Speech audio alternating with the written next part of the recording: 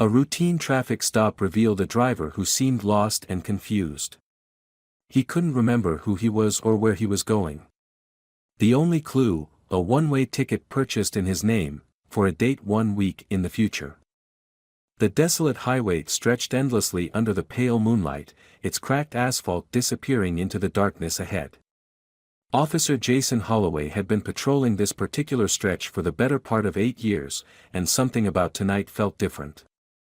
The air seemed heavier, charged with an inexplicable tension that made the hairs on the back of his neck stand up. At precisely 3:17 a.m., his cruiser's headlights caught the erratic movement of an old Chevy Impala ahead. The vehicle swayed between lanes like a drunk dancer, though something about its movement seemed less like intoxication and more like genuine disorientation.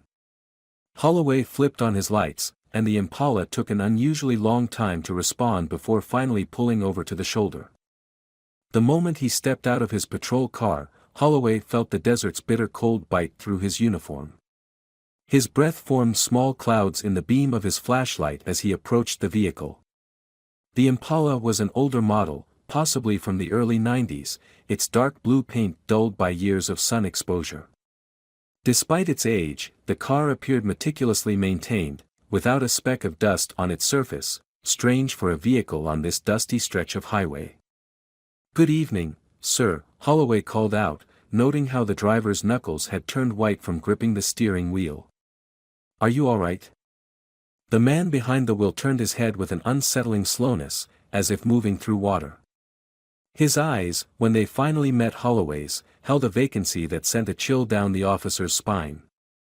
They were the eyes of someone who had just woken from a dream they couldn't quite shake. I don't know," the driver responded, his voice barely above a whisper. "Could I see your license and registration, please?" The man's brow furrowed, genuine confusion etching deeper lines into his already troubled face. I don't remember." "What don't you remember, sir?" "Who I am." Holloway's hand instinctively moved closer to his weapon, though he couldn't exactly say why. Something about this situation felt wrong on a fundamental level. The driver appeared sober, no smell of alcohol, no slurred speech, but his disconnection from reality was profound and disturbing. "All right, sir, let's take this step by step," Holloway said, maintaining a professional calm despite his growing unease. "Why don't you check your glove compartment? There might be something there that can help us identify you." The man's movements were mechanical as he reached for the glove compartment.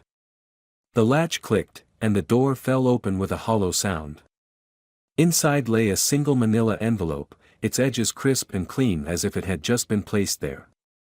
No registration, no insurance papers, just that solitary envelope. "What's that?" Holloway asked, his flashlight beam steady on the mysterious item. "I don't know," the man replied, his voice trembling slightly as he reached for it. The envelope contained a single bus ticket. Holloway examined it under his flashlight, and felt his stomach drop. The ticket was issued to an Andrew Cage, departing from Winston Station to Lake City, dated exactly 1 week from today. The paper was pristine, the printing clear and recent. "Mr. Cage?" Holloway ventured, watching the man's face for any sign of recognition. "Is that your name? Andrew Cage?" The man stared at the ticket as if it were written in hieroglyphics. I don't know that name. But it feels wrong. Everything feels wrong." Holloway ran his flashlight beam across the car's interior. The seats were immaculate, showing no signs of long-term use. No personal items, no coffee cups, no maps, nothing that might indicate a journey in progress. It was as if the car had materialized on the highway, pristine and empty save for its confused driver and that single, future-dated ticket. "Sir, I'm going to need you to step out of the vehicle," Holloway said, his training kicking in despite the bizarre circumstances. "Can you do that for me?" The man nodded slowly and reached for the door handle. Then stopped. His hand hovered there, trembling. "It's locked," he said. "Just unlock it, sir." "There's no lock." No button. No handle on the inside. The man's voice rose with panic. I can't get out. Holloway's flashlight confirmed the man's words. The interior door panel was smooth, devoid of any conventional locking mechanism or handle. He tried the door himself from the outside, but it wouldn't budge. The man was effectively sealed inside the vehicle. Sir, where are your keys? The man's hands patted his pockets frantically. There are no keys. I don't remember starting the car. I don't remember getting in. I just was here. Holloway keyed his radio. Dispatch, this is Unit 47. I'm going to need backup at mile marker 167, and run a plate for me. He read off the license number, then added, and get me everything you can on an Andrew Cage. The radio crackled with static before the dispatcher's voice came through. Unit 47, stand by. While waiting for the information, Holloway noticed something else strange about the vehicle.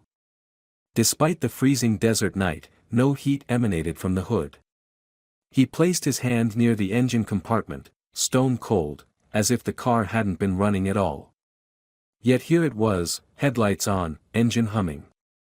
Unit 47, the dispatcher's voice returned, carrying an odd note of concern. That plate, it's registered to a Marcus Fletcher. Deceased, October 13, 2013. Holloway felt his mouth go dry. Say again, dispatch.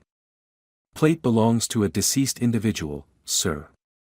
And regarding Andrew Cage. There was a pause, the sound of keys clicking in the background. Missing persons report filed 6 days ago by his wife, Sarah Cage.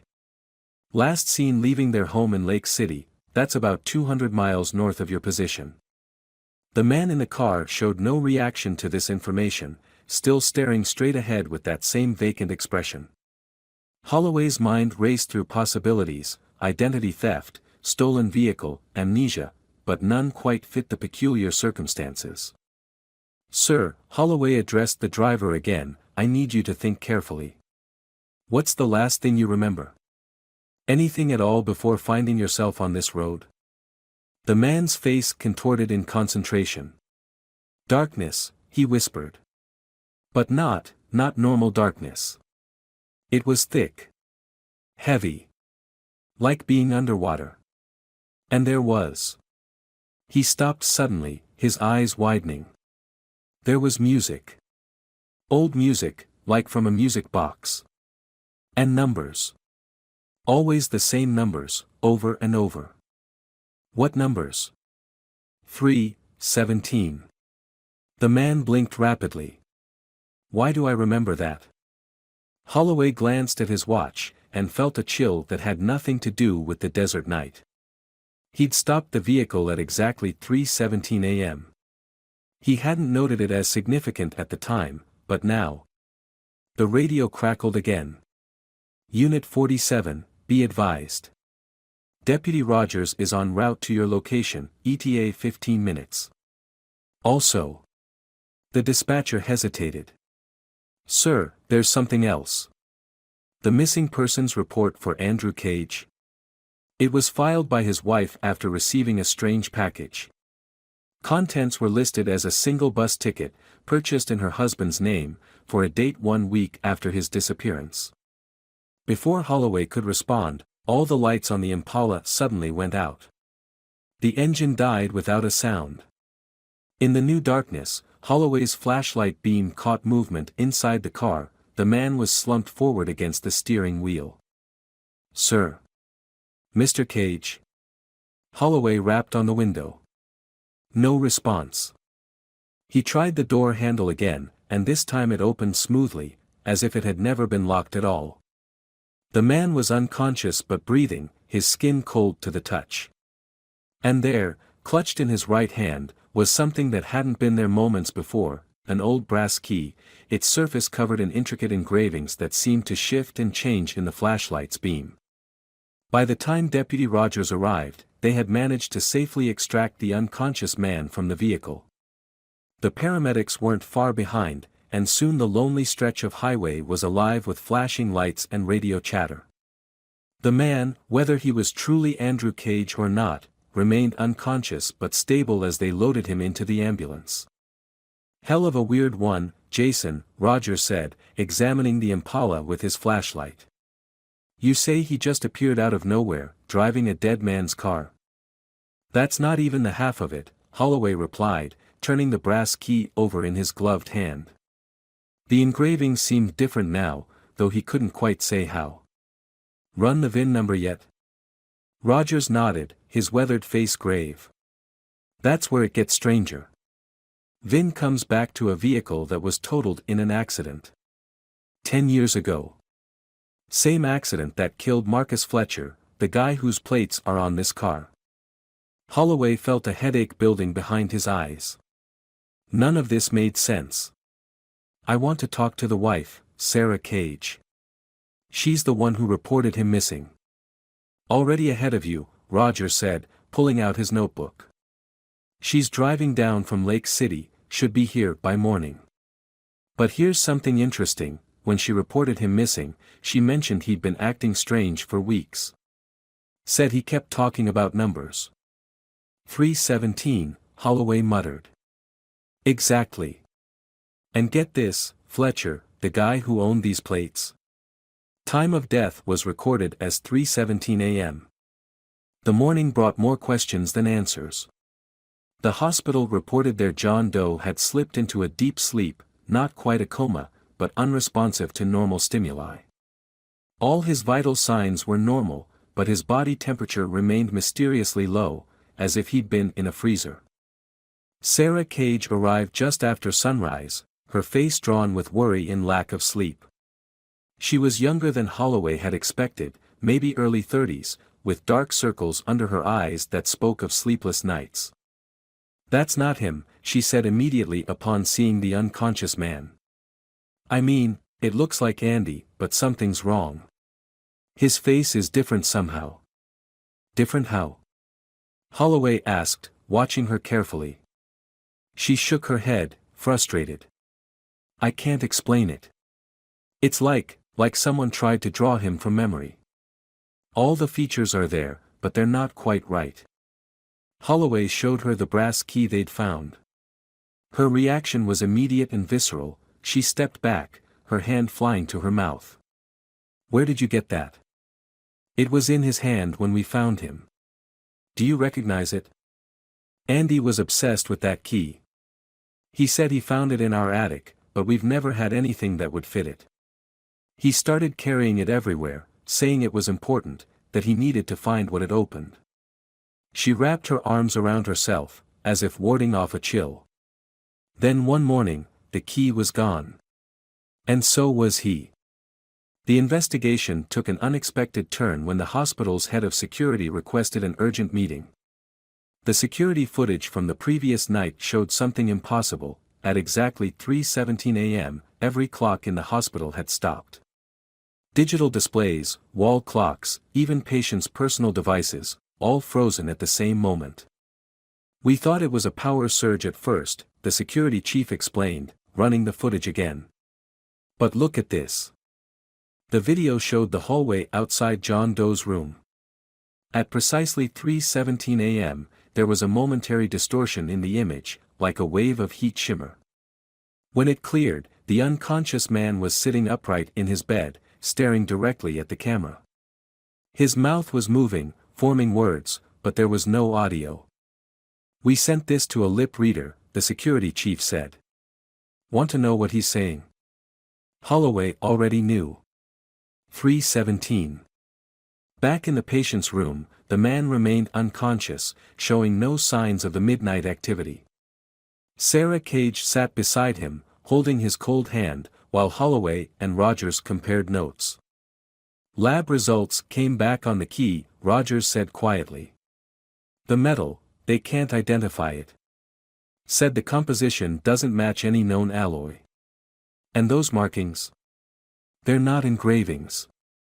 They're part of the metal itself, like they grew there." Holloway rubbed his temples. "What about Fletcher's accident report from 10 years ago?" That's another thing. The reports are inconsistent. The first responders' accounts don't match.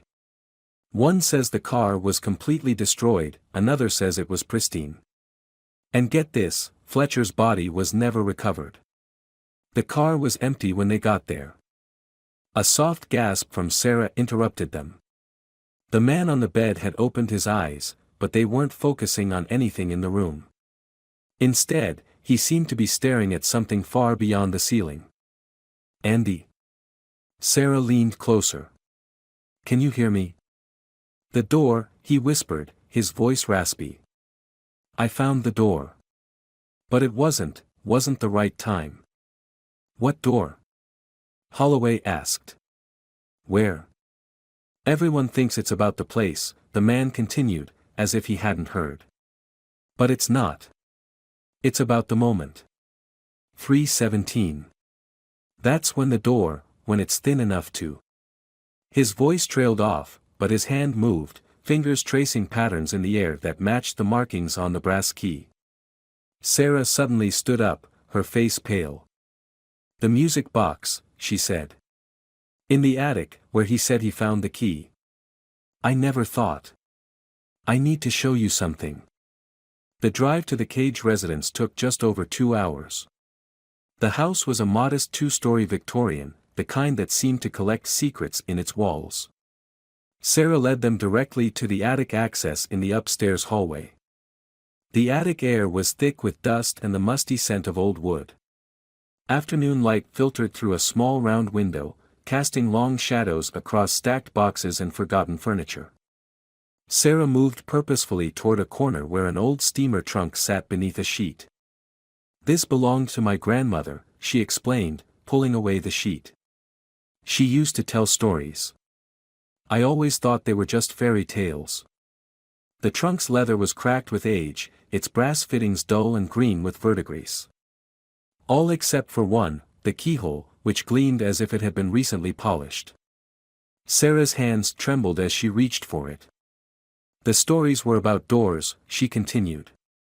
Not normal doors, but ones that appeared at specific moments. She said time wasn't a straight line, but more like a piece of fabric. And sometimes, at certain moments, the fabric gets thin enough to tear. Holloway felt the brass key grow suddenly warm in his pocket. And these doors? What was on the other side? She never said exactly. Just that people who found them sometimes came back, different. If they came back at all. Sarah's voice cracked. The night before Andy disappeared, he was up here for hours. I heard music playing, that old music box melody. When he finally came down, he was excited, talking about how he finally understood. He said he knew where Fletcher went. Fletcher? Rogers interrupted. Marcus Fletcher, from the accident? Sarah nodded. Andy had been researching him. He found out that Fletcher was obsessed with time, he had journals full of calculations, all centered around. 3:17, Holloway finished. He took out the brass key, noting how the engravings seemed to align with the trunk's keyhole. Your grandmother's stories, did she ever mention a key? Before Sarah could answer, a sound filled the attic, the delicate chiming of a music box. But there was no music box in sight. The sound seemed to come from the very air around them, accompanied by a low humming that made Holloway's teeth ache. His phone buzzed. A text from the hospital, their John Doe had disappeared from his bed. The time stamp on the message read 3:17 p.m. The key in Holloway's hand was now almost too hot to hold. Without thinking, he stepped forward and inserted it into the trunk's lock. It fit perfectly. The mechanism turned with a sound like breaking glass. Inside the trunk lay another bus ticket, identical to the one they'd found in the Impala. But this one was dated for today, departing in 1 hour from Winston Station, the same station mentioned on Andrew Cage's original ticket. We need to get to that station, Holloway said, but Sarah was already shaking her head. Don't you see? The station doesn't matter. It's just an anchor point. A place where the fabric is already thin. The real door. She pointed to the attic's round window. The setting sun had aligned perfectly with the window, casting a perfect circle of light on the attic floor. As they watched, the light began to shift, taking on an impossible depth. The music box melody grew louder, its notes distorting in a way that made Rogers take an involuntary step back. "He's trying to come back," Sarah whispered. "But he's lost. Caught between moments." Holloway stared at the deepening pool of light. The brass key in his hand pulsed with warmth, and the engravings now seemed to form a clear pattern, the same circular shape as the window, filled with intricate clockwork designs. His radio crackled to life. "Unit 47, be advised. Multiple reports of an individual matching your John Doe's description at Winston Station. Witnesses say he's..." The dispatcher's voice faltered. "Sir, they're saying he's appearing and disappearing. Security footage shows him in different locations simultaneously." The humming in the attic reached a fever pitch. The circle of light on the floor had become something else, a depth that shouldn't be possible, like looking down into a well that fell through time itself. "The door goes both ways," Sarah said, her voice distant. "That's what the story said. But you have to know which way is home." Holloway thought of the man in the Impala, lost and confused. Of Marcus Fletcher, vanished from an impossible accident. Of Andrew Cage, searching for answers in time's thin places. All connected by a number, a moment when reality's fabric wore thin enough to tear. The key burned in his hand. Through the attic window, the sun was setting. It would be 3:17 again soon, AM or PM, perhaps the distinction didn't matter in the places between moments. They had a choice to make.